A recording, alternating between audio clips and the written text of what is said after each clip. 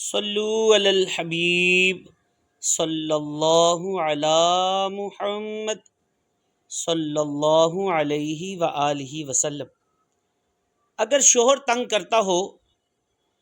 تو یہ وظیفہ آپ کے لیے انشاءاللہ تحفہ ہے، امیر اہل سنت کی طرف سے یہ ملا ہوا، اسے یاد کر لیجئے۔ اور بیوی جو ہے کھانا پکاتے ہوئے، دودھ ابالتے ہوئے، چائے بناتے ہوئے، آٹا گوندتے ہوئے، الغرض کھانے پینے کی چیزیں تیار کرتے ہوئے پڑھتی رہے، موقع ملے تو دم بھی کرتی رہے، دم نہ بھی یعنی کہ کر سکے تو حرج نہیں ہے، انشاءاللہ عز و جل شوہر کی محبت شوہر جو ہے محبت کرنے لگے گا